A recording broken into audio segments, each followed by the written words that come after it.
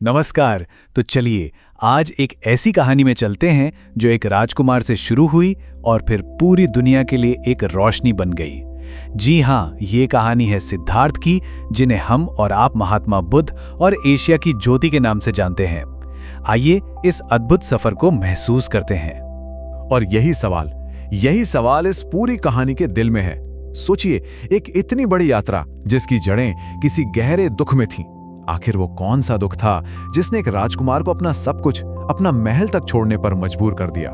तो कहानी की शुरुआत होती है एक बहुत ही आलीशान महल की ऊंची ऊंची दीवारों के पीछे, एक ऐसी जगह जहां दुनिया के हर दुख, हर तकलीफ से दूर एक राजकुमार की परवरिश हो रही थी। तो बात है 563 ईसा पूर्व की। कपिलवस्तु में सिद्धार्थ का जन्म हुआ। लेकिन देखिए, जन्म के सिर्फ 7 दिन बाद ही उनकी मां रानी मायादेवी नहीं रहीं। उनकी मौसी ने ही उन्हें पाला पोसा। फिर 16 साल की उम्र में उनकी शादी हुई और बाद में एक बेटे राहुल का भी जन्म हुआ। मतलब बाहर से देखें तो एक भरा पूरा, एक परफेक्ट शाही जीवन। पर असल बात तो यही थी, बाहर से सब कुछ शानदार था, लेकिन अंदर एक अजीब सी बेचैनी थी, एक ऐसा खालीपन जिसे महल की कोई भी शानो शौकत भर नहीं पा रही थी। वो खुद से पूछते रहते थे, क्या जिंदगी बस इतनी ही है? इस चमक दमक के पीछे का सच क्या है?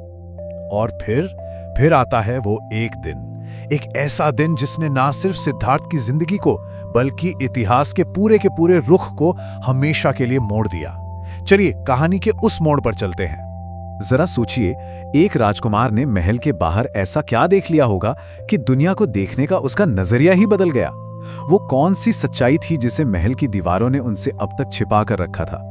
तो हुआ ये कि जब सिद्धार्थ कपिलवस्तु के सैर पर निकले तो उन्होंने जिंदगी की वो कड़वी सच्चाई देखी जिससे वो पूरी तरह अनजान थे। सबसे पहले उन्होंने एक बूढ़े कमजोर इंसान को देखा, फिर दर्द से कराहते एक बीमार व्यक्ति को, और फिर एक शव को। इन 3 दृश्यों ने उन्हें अंदर तक हिलाकर रख दिया। उन्हें पहली बार एहसास हुआ कि दुख यानी सफरिंग तो जीवन का हिस्सा है।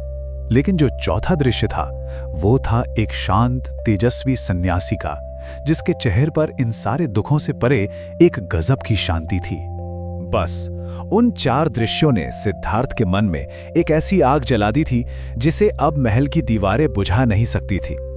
अब सवाल सिर्फ दुख को देखने का नहीं था, बल्कि सवाल था इससे बाहर निकलने का रास्ता खोजने का।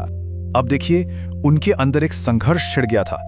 एक तरफ था महल का वो सुख जो कुछ पल का था, अस्थायी था, और दूसरी तरफ थी जिंदगी की वो अटल सच्चाई जिसे वो अपनी आंखों से देख चुके थे। ये एक बहुत बड़ा आंतरिक संघर्ष था। और यहीं उन्हें वो गहरी बात समझ आई। उन्हें एहसास हुआ कि ये जो महल की दौलत है, ये आराम है, ये सब टेम्पररी है।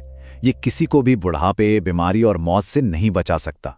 और यहीं से उन्हें अपने दुखों का कारण समझ आया कि हमारी तकलीफ की वजह इन्हीं अस्थायी चीजों से हमारा लगाव है, हमारी इच्छाएं हैं।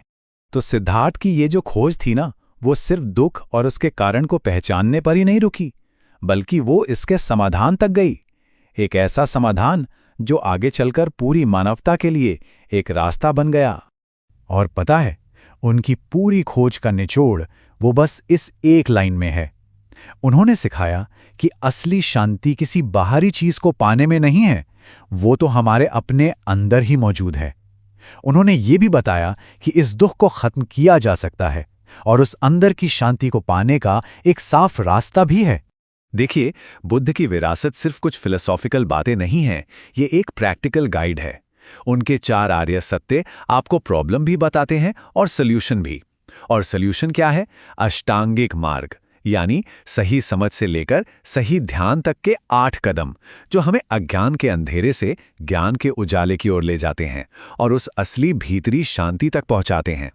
सिद्धार्थ की ये कहानी हमें बार बार याद दिलाती है कि असल में सबसे बड़ी खोज खुद के भीतर की खोज होती है।